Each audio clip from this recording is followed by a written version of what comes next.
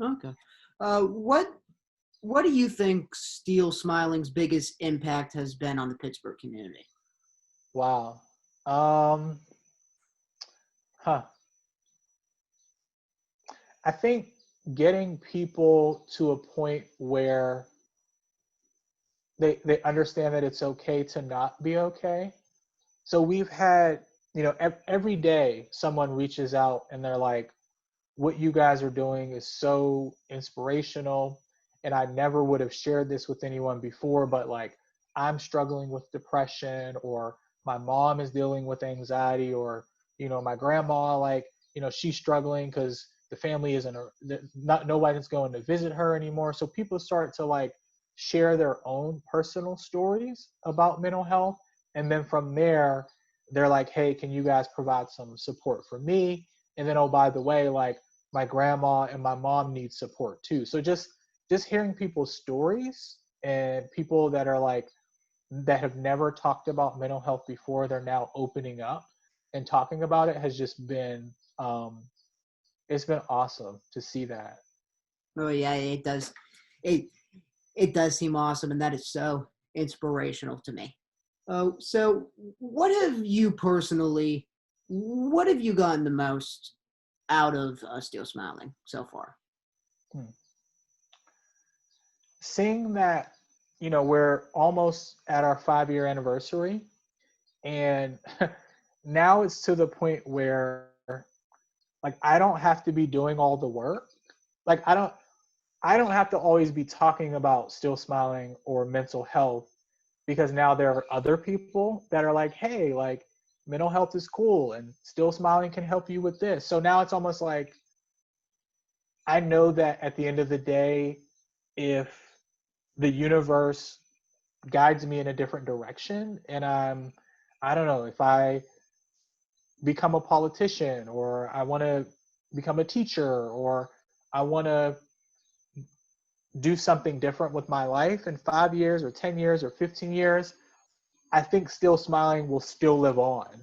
It will still be this mental health organization in the city, and now it's growing, and now we're starting to get like people from all across the country are reaching out to us. So I never would have like, I talked about that in the beginning. I'm like, hey, it would be nice if like we worked with people across the country, and then people would be like, what are you talking about? Like how are you going to do that, right? And so now it's like people in like Texas and Florida and Missouri are like contacting us for like therapy and like trainings, and we're like, is this real? Like, is this really happening? And it's real. So I guess the thing I'm most proud of is that I know now that the community can just take it and run with it, and like it's there. It's like in the universe, right? It's existing now, and I don't have to.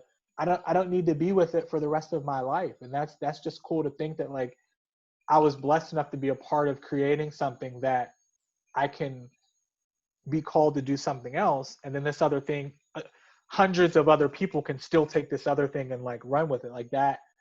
That's just really cool to think about.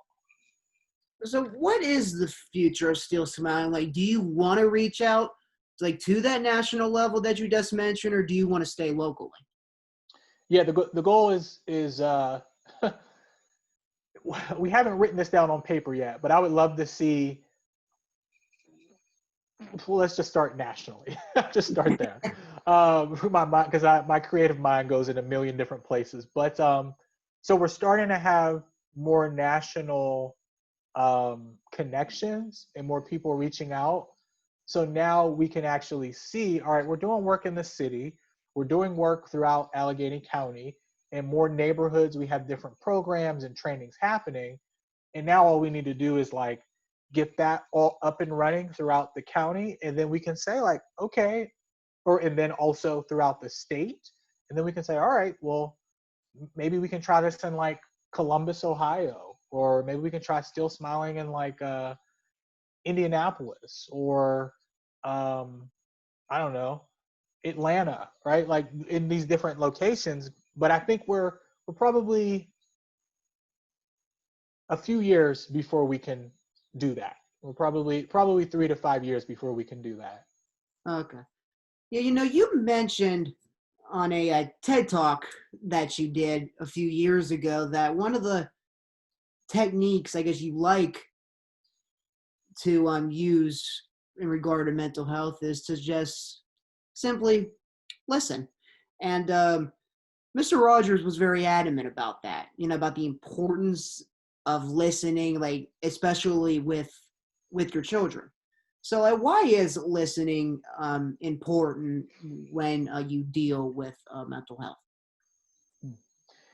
I think that I'm so glad you asked that because it's easy to like lose track of that, especially now. Like there's so much going on in the world, and like it's almost like everybody right now is like everyone wants you to listen to them, but like nobody's really listening to each other. Everyone's just like, no, listen to me. Like, no, listen to me.